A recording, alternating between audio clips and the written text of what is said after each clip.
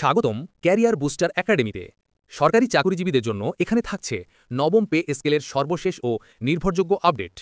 সর্বশেষ আপডেটগুলো নিয়মিত পেতে এখনই লাইক দিন, কমেন্টে আপনার মতামত জানান এবং সাবস্ক্রাইব করুন ক্যারিয়ার বুস্টার একাডেমিতে। নভেম্বরের 30 তারিখের মধ্যে অবশ্যই আমাদের পে কমিশন পরিশোধ করতে হবে। ডিসেম্বরের মধ্যে আমরা বেতনের সাথে আমাদের পে কমিশনের টাকা সংযোজন দেখতে চাই। দ্বিতীয় কোনো কথা নেই আছে, দ্বিতীয় কোনো কথা নাই। এবং পে কমিশনের সংখ্যা বানুপাতিকটা কি হবে সেটা হলো আমাদের আজকে থেকে 8 বছর 7 বছর 6 বছর আগে জাতীয় মাছ ইলিশ ছিল 600 টাকা কেজি নাকি, সেই ইলিশ হয়েছে এখন 3000 টাকা কেজি। এই রেশু ধরে আমাদের বেতন সমন্বয় করতে হবে, তার বিচ্যুত হলে আমরা মানব না ইনশাল্লাহ। আমাদের কর্মচারীদের পেটে এখন আগুন জ্বলছে। যদি 30 তারিখ পর্যন্ত আপনারা পে কমিশন পূর্ণ বাস্তবায়ন না করেন, 30 তারিখ 1 তারিখের থেকে আপনাদের প্রধান উপদেষ্টার বাসভবনের সামনে সকল আগুন যে একত্রিত হবে, সে আগুন কোথায় যাবে একমাত্র আল্লাহই জানে, আমরা জানি না।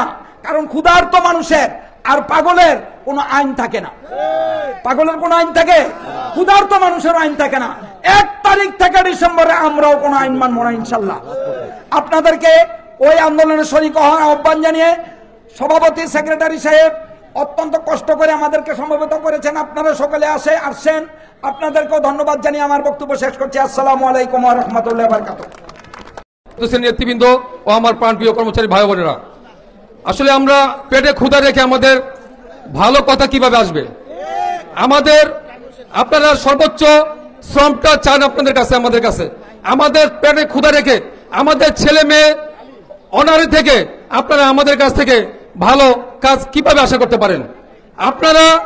আপনাদের তো বাজার করতে কষ্ট হয় না, কিন্তু আমাদের মাস শেষে আমাদের অনেকের ছেলে মেয়েদের টিউশন ফি দিতে কষ্ট হয়। তাই আমরা অর্থ উপদেষ্টাকে বলবো, যদি আমাদের ডিসেম্বরের মধ্যে এই প্রজ্ঞাপন জারি করে না হয় এবং জানুয়ারির মধ্যে আমাদের পে স্কেল কার্যকর করা না হয়, তাহলে আমাদের নেতৃবৃন্দ বৃহত্তর আন্দোলন দিতে বাধ্য থাকবে।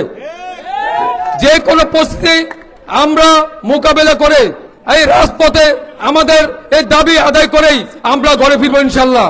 আপনারা আমাদের পাশে থাকেন ইনশাল্লাহ। খুব শীঘ্রই আমাদের জন্য সুখবর আসবে, আমরা এই সুখবর নিয়েই আমরা ঘরে ফিরতে চাই। সবাইকে ধন্যবাদ জানিয়ে আমি আমার সংক্ষিপ্ত বক্তব্য শেষ করছি। আল্লাহ হাফেজ।